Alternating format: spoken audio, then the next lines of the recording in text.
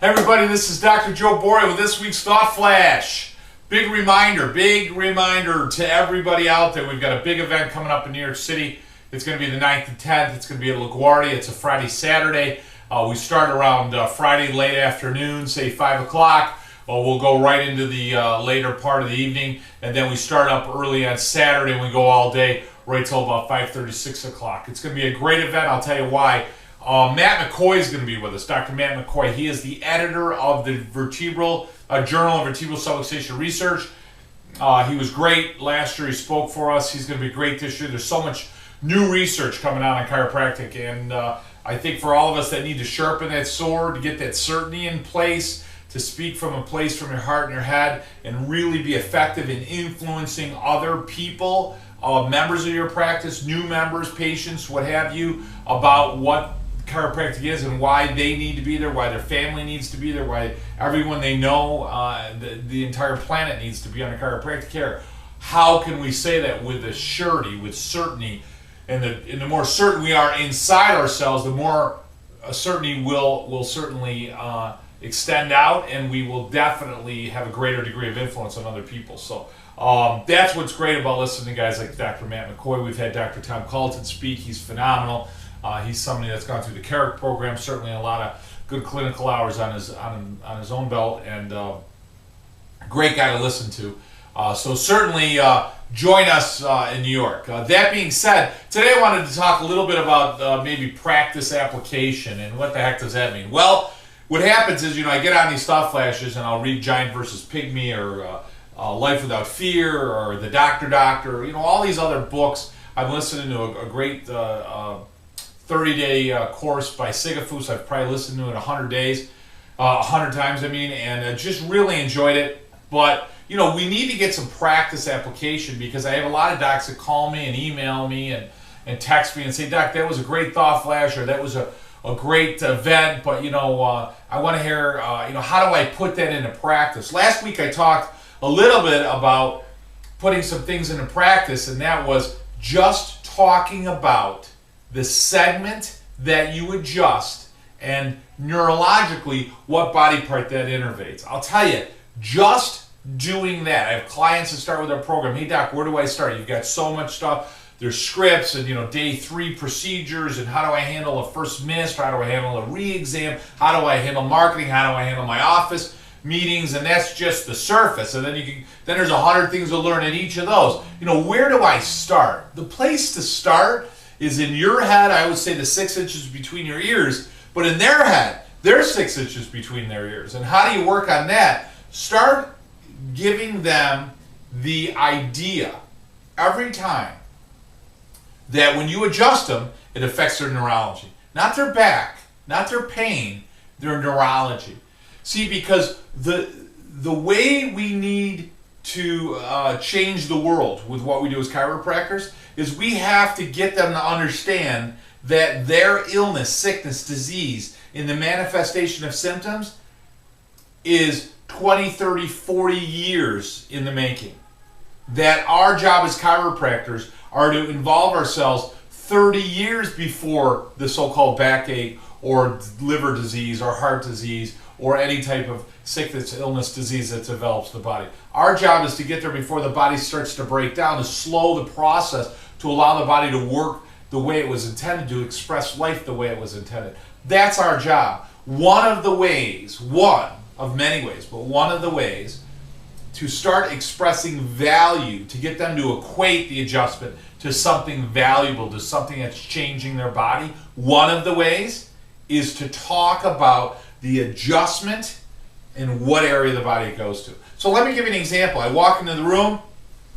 You always want to have a hello. So, hi Bob, it's Happy Healthy Thursday. Now, our members are taught to lay down. That doesn't mean every single time they are, but the majority of the time, the patient or the member is lying down. We try to use the word member of our practice, because the word patient in Latin means one who suffers. So we want to be careful when we're trying to develop a lifetime family wellness practice. You start calling everybody patient, and you're the doctor, you become treating those that suffer. If they don't suffer, they're not coming back. Or they're coming back for a very weak reason, which means they're coming back for maintenance. They're coming back so they don't have the problem return, right? you're adjusting them and unfortunately treating them so that their degenerative arthritis and disc problem doesn't come back on them. That's weak. That's weak. Only on that level. Only on that level. So that being said, I'm going to walk the room. Hey, Bob, it's Happy Healthy Wednesday. Good to see you. Let's get you adjusted. Let's get you healthy today. And you're going to palpate. You're going to identify. You're going to look at your X-rays. However you do it. Bob, that area there is tight. That area goes to T7. That goes to the pancreas. Bob, and I'm doing this as I'm adjusting. Bob, I don't know if you know the pancreas controls your blood sugar and it helps with digestion. And man, that adjusted well. That means you're getting better nerve flow to the pancreas. In fact, Bob, hold on, quiet. I can actually hear the pancreas working better right now. That's what I can have. Bob, it was a great adjustment. See you on Wednesday. Try to confirm them on their next appointment when they're coming in for their next adjustment. I just broke my own rule. Try to call them adjustments, not appointments, right? Checkings. I'm going to check you, not an appointment, not a treatment. You'll find people say, I'm coming in for treatment. Well, you're coming in for an adjustment.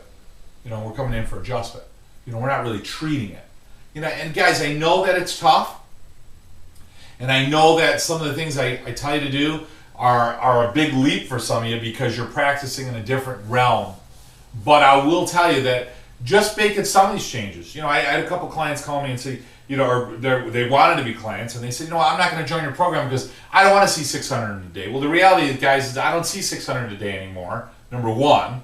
And number two, what you don't have to want to see 600 to be part of our program. Just implementing some of what I show you will dramatically change your practice. Maybe you want to see less or work less hours and see the same number of people. I've had clients do that. Look at that. I see 300 people in a week, but I'm working 6 days a week. I'd love to do that in 3 days. I'd like to see 100 a day, 3 times a week. Maybe that's what your growth is. Maybe it's just more money. Maybe it's learning to be more efficient. Maybe it's learning to have more children, more families, what have you. But I certainly had grown one of the largest family practice chiropractic offices on the planet, and it's something. I don't say that out of arrogance. I say that to express to all of you, to impress upon all of you that look, I got this figured out to a very large degree, and I still do it. I still go to work every day.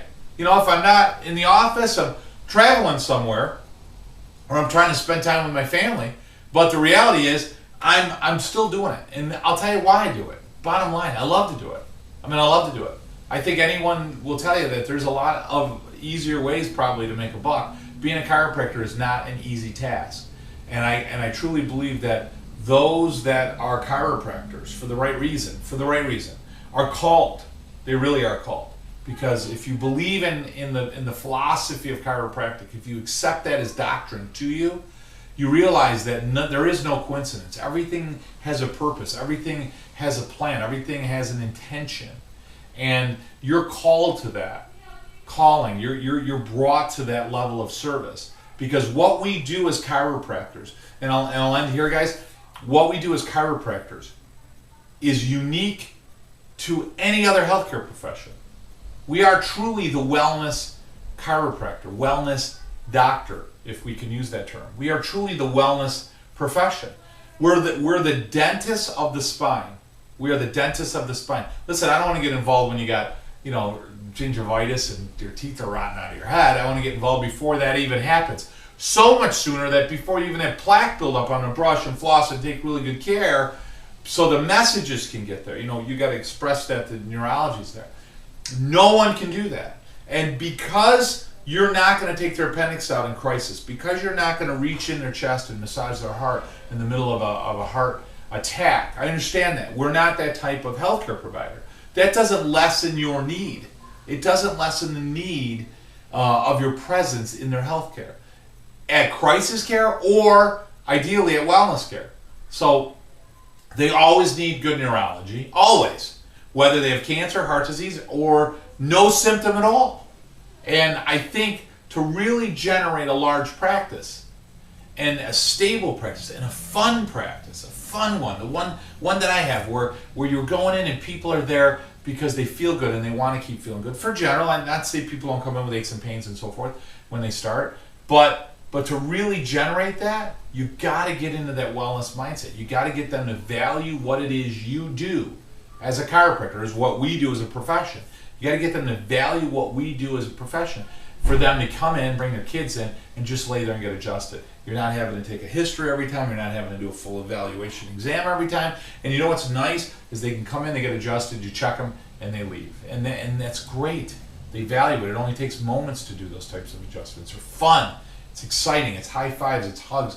And by having some standards in your practice, you'll make better members of your practice. You'll have more fun. You'll run the practice rather than them running it, right? We've all been there. I've been there. And it'll be a lot more fun for you. Hopefully I've given you some good information today, guys. Remember, may your innate always flow from above down, and serve the people and enjoy time with your friends and your family. And I'll talk to you guys next week. Remember to join us in New York City. I'm really looking forward to meeting some new people and hopefully having some new members of our consulting team. It would be great. So thanks, guys. Have a great week. Best friend gave me the best advice. He said each day